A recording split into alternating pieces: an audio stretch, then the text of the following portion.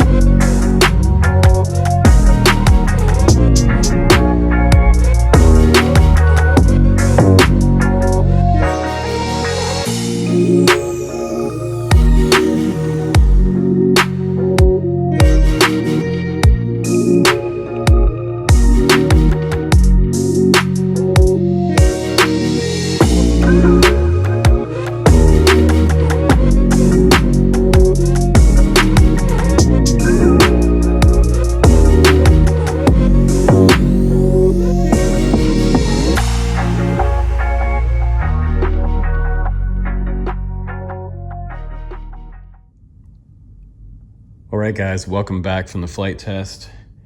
So let's talk about the AR Wing Pro Special Edition. Mine came to me with the plug and play version. It looks like there's 3 different versions. There is the kit version, the PMP, and the PMP plus the NX3. And the NX3 is simply just an onboard gyro, and it comes with cables, and it comes with everything you need here to hook up your elevons, and those will be the servo leads coming off of the wing here. It has 2 electronic ports right here that snap in. So it's kind of cool because the servo wire goes from here, and then you get an extra wire that comes out for any additional like VTX if you wanted to put something else out here underneath the wing. There is a box that releases here and lets you put something else here. There's also the same thing on the other side and another port right there. So if you look, I have these cables kind of tucked in back here, and this is the servo leads right here that can come in to control extra things, so, or power extra things. If you want to power them straight off this NX3, you can do that, which is pretty cool. So you have a couple extra options here for adding some additional things to your wing, which is nice because most of us FPV wing guys, we want to add all kinds of stuff on the wing. And when you're adding GPS and things like that, it's a good idea to just put the GPS out on the wing somewhere away from, on the opposite side of wherever your video system is, just to get it away from the interference there. And in my opinion, honestly, they have the GPS right over top of where the ESC would sit right here.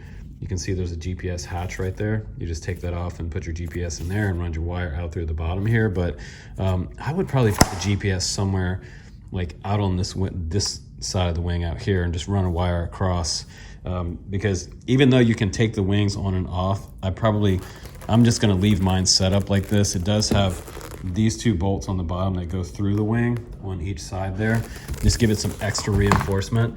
And then also it has, I believe there's also 2 extra spots that fasten down. I believe when I was putting the wing together, that was part of that. But you also get 2 different types of tops for this with magnets already installed, which is kind of cool. So this one has nothing on top and just a little venting there for the airflow to go through, because you absolutely want to have all this cooled out. I even actually cut off a piece back here to allow my antennas to come out, and then just put a piece of tape over top of it to make sure it didn't come up. This needs a lot of ventilation in here, especially if you're running like 700 milliwatt on your full-size air unit. So we'll accommodate full-size air unit, and there's plenty of space here to run the camera here. So there's a special little tunnel through there, and I just cut a line instead of taking it off. Kind of a pain in the butt to take those on and off because you have to take this all apart and pull that cable out of there. So rather than do that, I just ran a razor blade through there and just stuffed the cable down in there, and that was good. But I'll tell you, the CG on this, guys, the CG, it has CG points on the bottom, right about 1.5 inches behind the leading edge right here. But I'll tell you what, you can put your fingers on that and balance it out, but it took a lot of forward weight to get this wing to correctly balance. If it's falling back too much, it's tail heavy, and then it's going to be a bad first flight for you. So make sure it's totally balanced on your fingers. When you hold one finger here on this side and this side, you'll feel the divots underneath here. If it's not perfectly balanced out with all your weight, I mean, I even put this extra dummy GoPro up here with some weights in there. This is from my VTOL. I even with a 5,000 way up front here, it was still just almost tail heavy. I mean, so that's kind of crazy. So it does need some pretty heavy battery in there. I tried a 3,000, and the 3,000 seemed really not to give it enough forward weight to get the CG to balance out correctly. So I've flown the other AR wings and the AR Wing Pro, and I don't remember the balance being that much of an issue. But I'll tell you, if you want the longest flight time, forget about the 4S 5000 pack. Run something like the 4S 2P 18650 7000 pack. This is from Zod, and this, with this motor, this 1400 kV motor, this power combo right here, it should get you like 45 minutes flight time. The 7000 pack will actually fit perfectly up front here, And this should get your CG weight right with your GoPro up front. So that's a pretty big battery. So this is one of my larger fixed wing style long range batteries, and I can use this on much larger planes. But man, 7,000 milliamp, that'll get you a lot of runtime. And it's not going to be a race wing. It's not going to be as fast as it will have more power with the LiPo. This is more of a cruiser battery. So if you want a long flight time, use the 7000 pack, 4S 7000. This is what's up right here for long range flights. You're gonna add crossfire, GPS, and all the bells and whistles on there. That's the battery pack you wanna use. But unfortunately, you know, a little 3S 3000 just didn't have enough weight to give it enough forward weight to be able to fly correctly. I probably could have launched it tail heavy, but never wanna fly any fixed wing like tail heavy. But it's cool that they include an NX3 on here now, and this is a newer flight controller here, and super simple. It doesn't even have like any kind of a way to hook up a USB cable to it. It doesn't run iNav or anything like that. So this is pretty much a plug and play solution, similar to like the Zod Copilot, the Copilot Lite, but this little guy doesn't seem to have an option for GPS on here. So just stabilized mode. So it looks like it would be able to be set up on a switch, and then you can turn stabilized mode on and off. But you also get a little screwdriver here for going into this port right here, and this is the pot for adjusting the sensitivity. So you have aileron, elevator, and rudder there, and each of those little dials right there are adjustable with the screwdriver. That way you can change the sensitivity of the gyro on board here. So, and 3 different settings there: delta, V-tail, and aileron 2. So, in our case, we're flying a delta wing here. So that's what you would select for this particular aircraft. It looks like it has an on switch there, 1, 2, 3.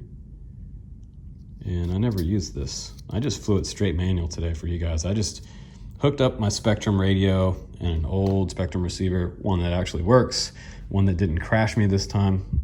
I felt like it was fail-safing at one point when I was flying because it got stuck. It seemed like on one side and was kind of going in, but luckily I regained signal and had no problem. But Spectrum, a lot of times the Spectrum fail-safes, Spectrum will kill the motor, and I've had one of these way down the beach and it fail-safed and it just went in smooth as glass on the sand. Luckily I wasn't super high up in the air, but yeah, I always say don't fly out further than you want to walk to pick it up, right? So I think it's cool that you can get all this for around $150. It comes in this box, everything that you need to get it going with the exception of a receiver. So you have to add a receiver. You can hook up an S-Bus receiver to the NX3 as well. So if you want to set up like an XM Plus or something like that, the XM Plus will go out there about a mile.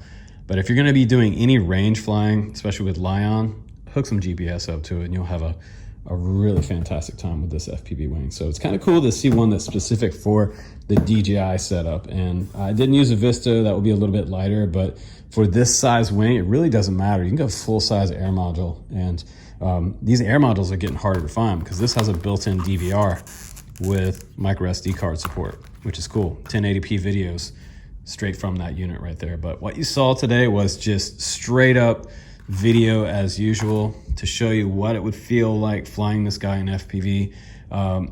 Again, above 50% throttle, 75% throttle, really smooths out a lot of this. And I was flying a lot slower today because I had a park flyer receiver on there. This is a short range receiver. So once I got up on the throttle, I really couldn't go that far because man, I was running out of field space. So you'll need a big field for this.